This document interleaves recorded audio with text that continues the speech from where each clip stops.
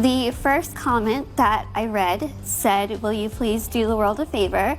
Go get it and put it to your head and just kill yourself. If you were gonna be so ugly, why didn't your parents you?" And I just sat there and scrolled through every single one because I was so desperate to find one person that was standing up for me. I've got a lot to say, can't hold it in this time, got no filter, I got no filter, no filter, I got no filter, no filter, I got no filter, no filter, I got no filter.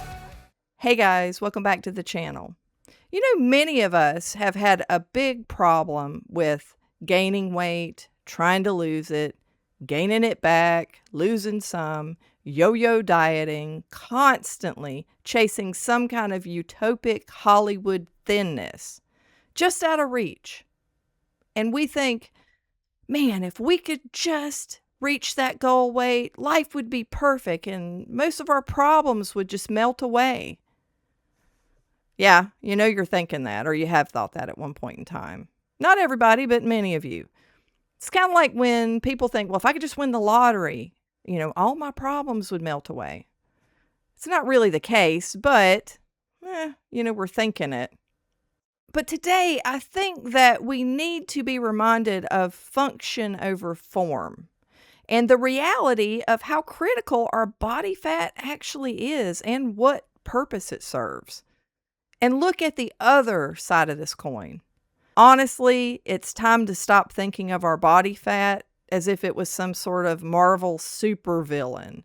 We've been conditioned to think of it as a sort of overarching antagonist, the Thanos of our health story that just needs to be, you know, snapped out of existence completely. But I'm here to issue a black box warning about that type of mentality. And I can think of no better person to illustrate the truth of this than Lizzy Velasquez. Now, before we get into her story, I want to talk a little bit about her condition. Lizzy was born with an extremely rare genetic disorder called Marfanoid-progeroid-lipodystrophy syndrome. And what is fascinating about this condition is that it prevents the body from storing any adipose tissue. She has nearly 0% body fat. Like I said before, we treat our body fat kind of like a supervillain, but the truth of the matter is our adipose tissue is actually a fairly sophisticated endocrine organ. Your fat cells actually produce vital hormones like leptin and adiponectin that communicate directly with your brain to regulate your appetite, your metabolism, and even your immune function. Beyond that, having these fat stores is a biological requirement for your body to actually absorb and store fat-soluble vitamins like A, D, E, and K. And think for just a minute about that metabolic demand that's created when that system is missing. Lizzy has to eat between 5,000 and 8,000 calories a day, and she has to do it in small meals like all throughout the day, just to keep her heart beating. Without the fat stores, her body has no battery. She is living proof that the very thing that we've been told to defeat is actually our most critical life support system. Because of this condition, Lizzy's journey took a devastating turn in 2006. She was just 17 years old, and she was a high school student looking for music on YouTube when she stumbled across an 8-second video of herself. It was titled, "The World's Ugliest Woman." It had been posted by a complete stranger, and by the time she found it, it already had over 4 million views. She sat there and read thousands of comments, people saying things like, "Kill it with fire," or "Do the world a favor and put a blank to your head." The person who posted it never apologized. They just threw that cruelty into the world for clicks and just walked away. But instead of letting that darkness consume her, Lizzy rose to prominence as a global icon of resilience. She took what life had handed her from birth and turned it into a way to help millions of other people find their own worth. So let's hear from Lizzy on this subject. And hopefully we can gain a little bit of perspective that we probably have lost. I was born with a very rare syndrome that only 3 people in the entire world, including myself, have. It's undiagnosed, there's not a name for it, but basically what it causes is that I can't gain weight. So I'm 20 years old and I've never weighed over 60 pounds my entire life. So she is 37, I think, now. This was a long time ago. This isn't one of her original videos. The world's not used to seeing people like me. I don't have an eating disorder. I'm not fragile. There's like the beautiful, like really skinny model, and then there's like Lizzy, like there's a problem with her, and like it's not a healthy kind of thing. So it's like, it's hard to feel jealous, but sometimes it's like, well, gee, I wish I could eat all that and not gain weight. I know this is kind of bad, but I weigh myself sometimes, and if it goes up a pound, you have no idea how good my day just got. I was born 2 pounds 10 ounces, so small that my parents had to go to Toys R Us and get Cabbage Patch doll clothes because regular baby clothes didn't fit me. When was the last time you went on a date? Dating is a touchy subject for me. No. It is, and you know it is. Well, you kissed a boy. I see a genetic doctor every year, and they run every test in the book, but everything's normal. They can't find anything wrong, which makes it very difficult to find any answers. That's crazy that she was, when she was 20 years old, like that long ago, they had no idea what was going on with her. It's a very interesting case study that there's so few people with this problem. And, well, that she's 37 today is, a really good thing because they told her parents that she had no hope, basically. The very first time I realized something was different about me was my very first day of kindergarten. When I first walked into my classroom, I saw a little girl sitting on the ground, and I went up to her because she was reading a book, and she looked at me like I was a monster. I was made like this for a reason. I'm never gonna change it. I'll find a diagnosis, that would be nice. I think they should just name it after me.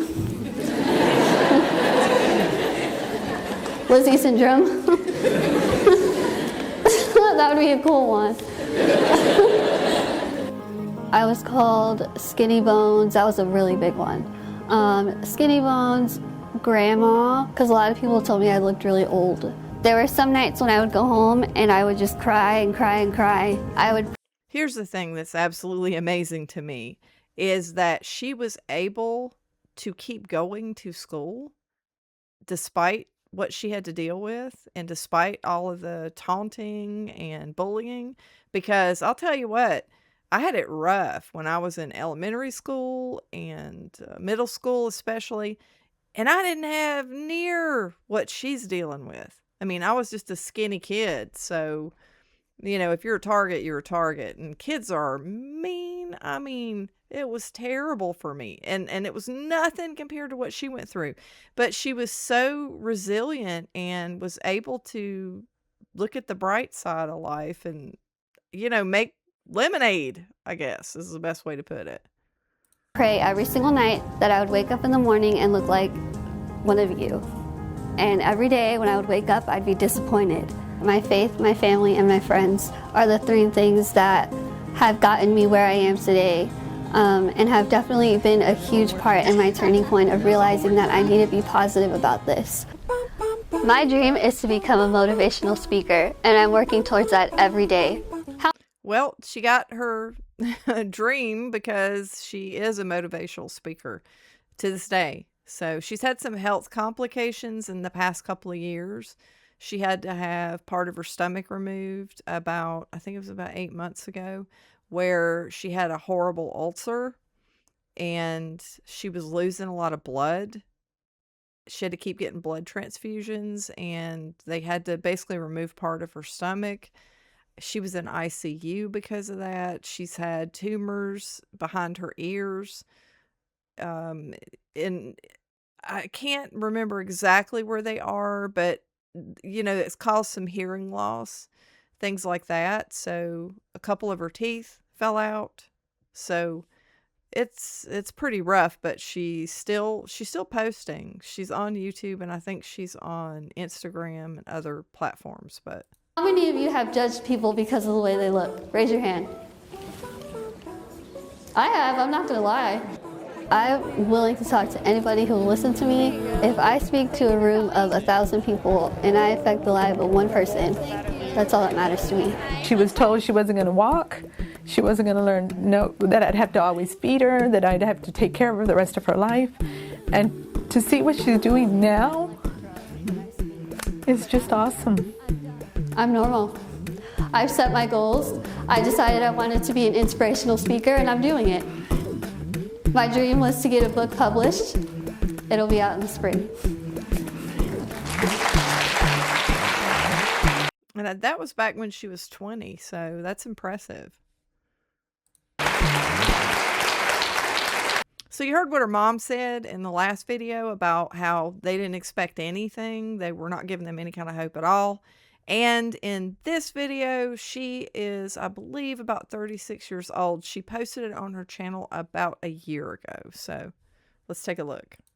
I'm the ugliest person in the world. I thought everyone looked like me. I couldn't recognize or tell that they didn't look like me. Someone posted a video calling me the world's ugliest woman. Over 4 million views. I don't even know why I clicked on it, but I did. And That, I don't know if that hits you as deeply as it does me. It just scares me, honestly, that there's that much evil in the world. It's just horrific to think about. I can't imagine ever feeling the need to hurt someone that deeply, especially a kid. Anybody, but especially a kid. I first found out about her years and years ago. It had to be when she first started posting, and I used to follow her. And then, I don't know, I think YouTube unsubscribes you, or I believe it was YouTube that I was following her on. But I knew about her a long time ago, and I remember being angry when I heard her story. It really upset me deep down.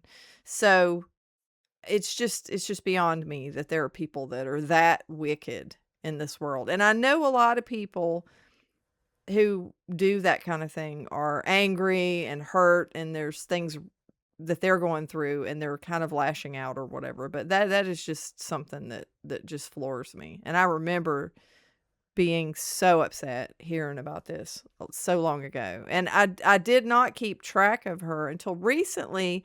This came up in my feed, and I was really happy to see that she was still, doing okay. the first comment that I read said, "Will you please do the world a favor?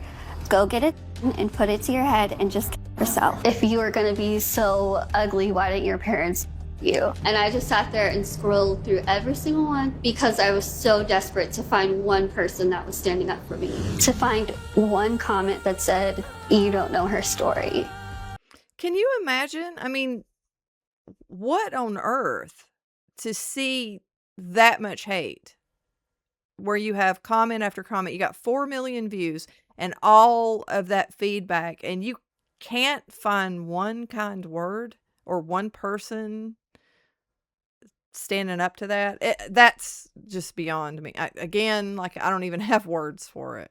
Or "She's just a kid," or anything. That video crushed me. Everything sort of just came to a very halting stop, crash, rumble. I don't even know what to call it. I was devastated. I cried for many days, and I fell asleep crying many nights. I was really confused and upset and angry. What in the world do I do now?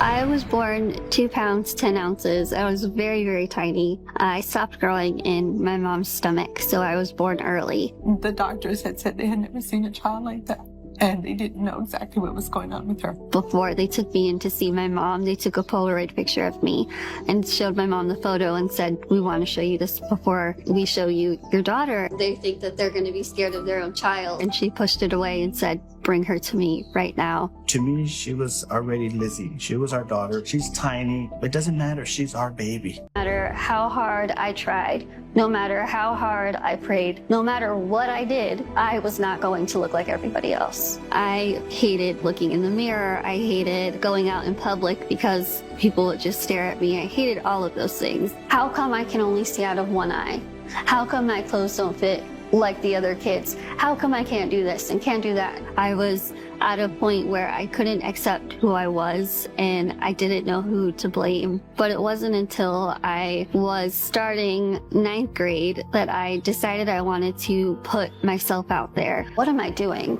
Nobody did this to me on purpose. Lizzy, stop whining. Stop complaining. We're not victims in any sense unless we allow ourselves to be. That's amazing.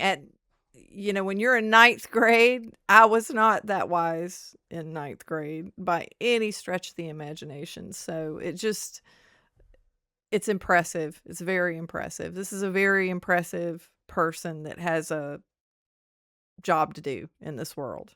That's what I think of it. It was missing out on so much that I was given, so much that I was blessed with, and I was just hating what I thought everyone else would think was not attractive or not pretty. Then I go to transition into high school and I'm at a point where I'm starting to accept myself. I can look in a mirror and appreciate and have gratitude for the reflection that's looking back at me. I wanted to join different activities and organizations. I tried out for cheerleading. Cheerleading was something that was a lot harder than I thought. I was really happy. Everything was going well. It was afternoon. I decided to go look for music on YouTube, and that's when I found it. I thought it was going to be kind of the end of my life being happy. The more I scrolled, the lonelier I felt. I don't think I'll ever be able to adequately describe what I felt in that moment. I worked so hard to get my confidence up to where I was. Now that doesn't even exist. It felt like, Yeah, after all of that struggle, and then she finally accepts herself and is finally happy with who she is and is doing so well. To see something like that, I mean, it had to be devastating for a kid. Ugh, you know how everything was the end of the world when you were in middle school? Oh, that's crazy. within 2 seconds, everything that I had worked for up until that point was just sort of knocked over. It was horrible and I hated it. And that was mostly because I hated myself at the time. How in the world can I forgive the people who told me so?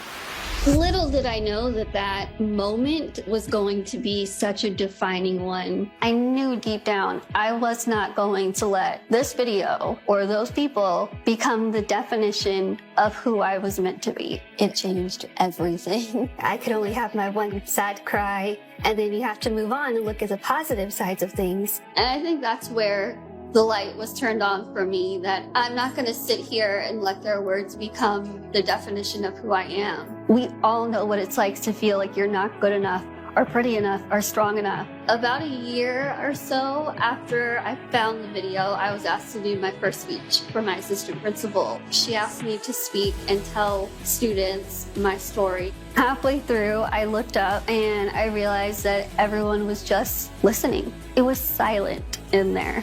Everyone was looking at me and they were so quiet. And I could see like tears in people's eyes, and there's a moment, there was a connection. In that exact very moment. So one of the reasons that I'm sharing this is because this story, when I first heard it years ago, just made me feel good about things in general, because even though she was born with this horrible defect and she had to struggle like she did and was treated the way she was, and there was that horrible video that crushed her with the 4 million views and the terrible comments, that event actually led to the polar opposite response of people coming out to support her and listening to her story, and the kindness the outpouring of kindness that resulted from the outpouring of evil. So it's just an amazing story to me. And I was so happy to see that she is still around, still making content, still positive. I had never felt more comfortable and confident in my own skin. And I realized we all know what it's like to be bullied. I looked up and there was like a line of students who were wanting to come up and hug me and telling me how much my story touched them. I get chills thinking about it because it was just like this moment of like, I'm gonna be okay. That was the day that I found my purpose. This is my purpose. This is what I'm meant to do for the rest of my life, because I like to think that I'm not only telling my story, I'm telling everyone's story. She's known as the ugliest woman in the world and one of the most inspirational women I have ever met. She did a TED Talk that knocked me out. She was brought into this world with a purpose, and we're all learning from her, and we get our strength from her. I think you only have to spend about 5 minutes with Lizzy to appreciate that she is one of the most beautiful women in the world. I think you're perfect. My time on Earth has taught me that being human isn't easy, but it's one of the greatest gifts in the world. I went from seeing my whole situation or my appearance from being a curse to being one of the biggest blessings I could ever ask for. Having that bad video and having all of those people tell me all of those things, that was 1000% meant to happen. And it sounds crazy for me to say that, but I would never change it. I hope that you found this video inspirational or informative. And maybe the next time that you go look at yourself in the mirror and you're looking at your body fat, you'll appreciate it a little bit more because it does serve a purpose. And if you like the video, if you could hit the like button, I would really appreciate it. And make sure that you subscribe and hit the notification bell so that you don't miss out on future videos. And I'll see you guys in the next video. Bye.